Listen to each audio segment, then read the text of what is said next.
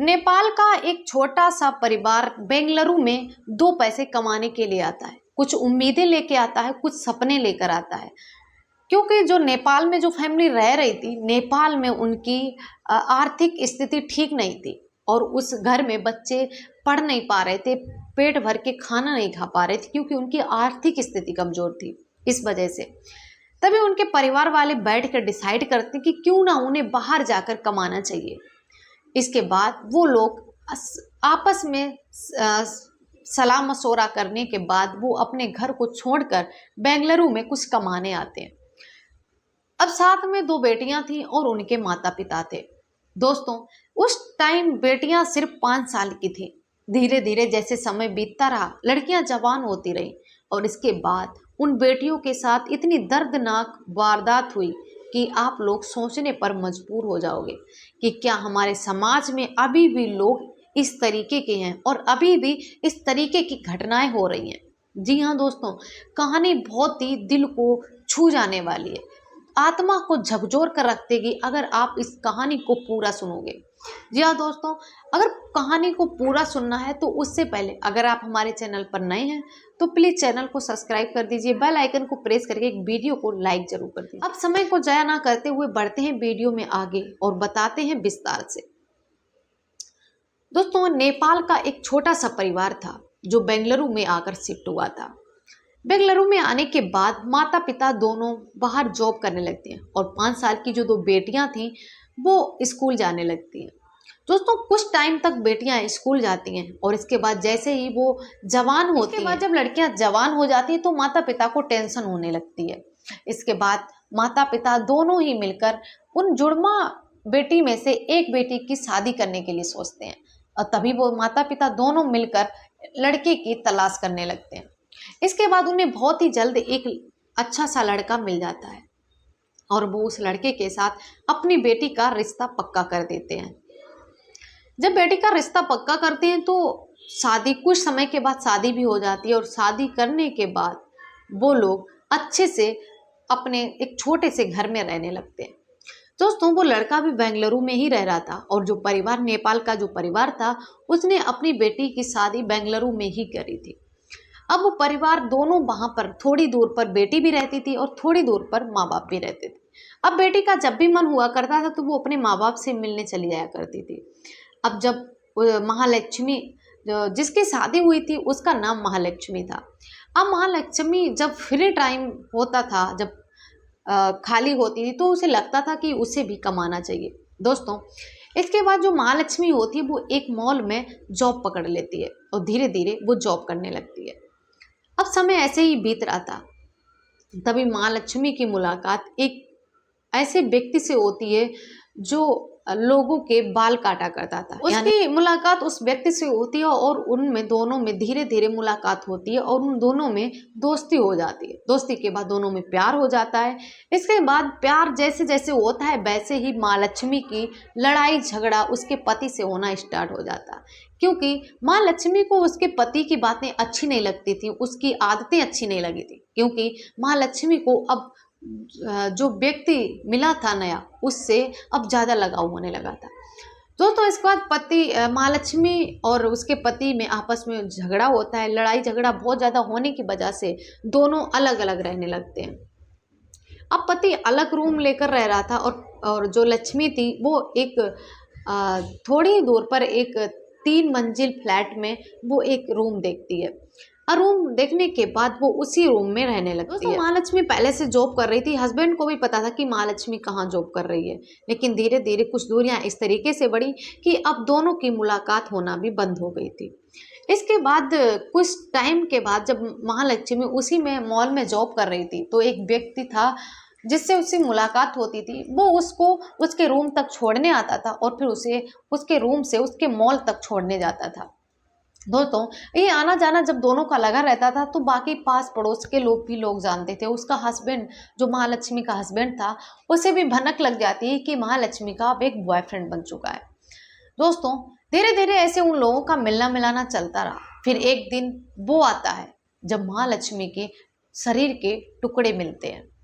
कभी किसी ने सोचा नहीं था कि महालक्ष्मी के साथ ऐसा भी होगा। ना कभी ने ये सोचा था कि क्या वो टुकड़ा करने वाला उसका पति होगा या फिर उसका बॉयफ्रेंड या फिर तीसरा कोई और। दोस्तों बहुत सारे सवाल अब हमारे मन में उठ रहे हैं कि आखिर अब जब लोगों को ये चीज़ पता चली तो सबके मन में यही एक ही जब सवाल था कि आखिर महालक्ष्मी के टुकड़े किए किसने। लेकिन उससे पहले कहानी में थोड़ा पीछे आते हैं दोस्तों। जो महालक्ष्मी के रूम के पास में एक फैमिली रहती थी, उसमें एक लेडीज थी, उसे बहुत ज़्यादा स्मेल आती थी। कुछ दिनों से स्मेल आ रही थी, धीरे धीरे वो बदबू बढ़ती जाती है। इसके बाद वो लेडीज उस मकान के मालिक के पास फ़ोन करती है और कहती है कि साहब आपकी बिल्डिंग से बहुत बुरी दुर्गंध आ रही है, आप एक बार चेक करवाइए कि आखिर कहाँ पे क्या मरा हुआ पड़ा है।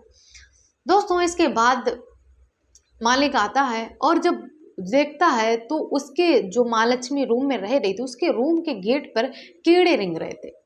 इसके बाद जब लोग कहते हैं कि इसमें कीड़े हैं, शायद इसके अंदर ही कुछ मर गया है और काफ़ी दिनों से लक्ष्मी को भी किसी ने आते जाते नहीं देखा था, तो लोग यही सोच रहे थे कि शायद वो घर चली गई है। इसके बाद 30 से 40 लोग इकट्ठे होते हैं और उस गेट को जब खोलते तो देखते हैं कि रूम में कीड़े ही कीड़े रेंग रहे थे। जब एक व्यक्ति ने देखा कि एक लाइन में सारे कीड़े फ्रिज की साइड जा रहे हैं, तभी वो व्यक्ति फ्रिज के पास जाता है और जैसे ही फ्रिज का डोर खोलता है वैसे ही वो देखता है कि सर कटा हुआ एक बाहर की तरफ झांक रहा था। जैसे वो व्यक्ति उस सर को देखता है वैसे वो वहां पर बेहोश हो जाता है। दोस्तों इसके बाद कई सारे लोग वहां पर देखते हैं, कुछ तो बेहोश हो जाते हैं और कुछ लोग वहां से भाग जाते हैं और कुछ के पैरों तले समझो जमीन खिसक जाती है। कुछ लोगों को यकीन भी नहीं हो रहा था कि क्या सच में वो ये चीज देख रहे हैं। दोस्तों इसके बाद लोग अपना नाक मुंह बंद करने के बाद तुरंत बाहर की ओर भागते हैं और तुरंत पुलिस को फोन करते हैं। इसके कुछ ही समय के बाद जब वहां पुलिस आती है तो पुलिस को भी बिल्कुल भी वहां पर खड़ा नहीं हुआ जा रहा था, क्योंकि उस शरीर को कटे हुए लगभग 10 से 12 दिन हो चुके थे और वो शरीर पूरी तरह से सड़ चुका था, उसमें कीड़े लग चुके थे।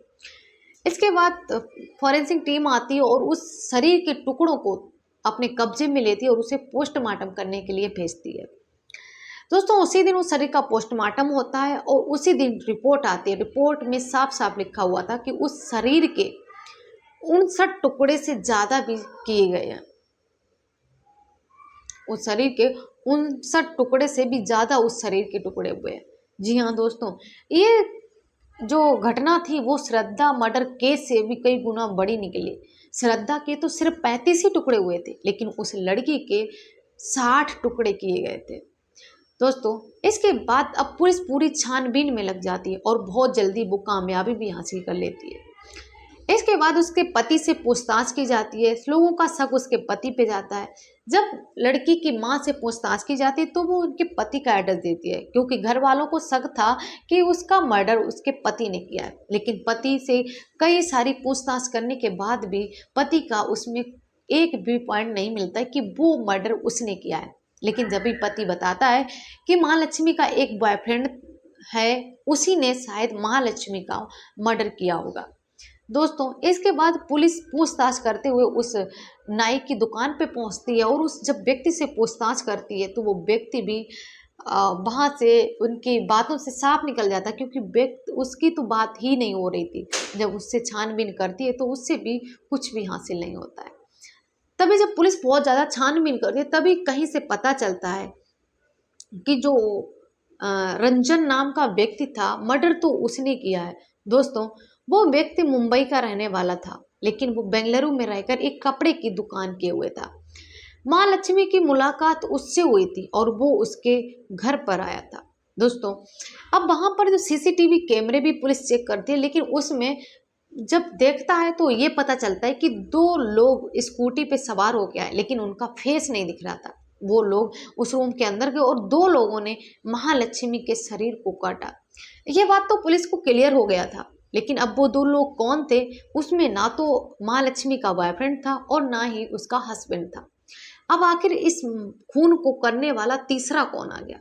दोस्तों धीरे धीरे जैसे ही पुलिस जांच पड़ताल करती रही, तैसे ही एक और FIR दर्ज करने के लिए एक व्यक्ति का भाई आता है, जो बताता है कि उसके महालक्ष्मी का खून किया था उसकी दुकान बेंगलुरु में एक छोटी सी कपड़ों की दुकान थी। वो अक्सर बेंगलुरु में वहाँ पर कपड़े बेचने का काम किया करता था। एक दिन वो लक्ष्मी के रूम पर जाता है और कुछ बहस की वजह से लक्ष्मी उस पर हाथ उठा देती है। जब माँ लक्ष्मी उस पर हाथ उठाती है तो उस व्यक्ति को बहुत ज़्यादा गुस्सा आ जाता है और वो गुस्से गुस्से में उस माँ लक्ष्मी का गला दबा देता है।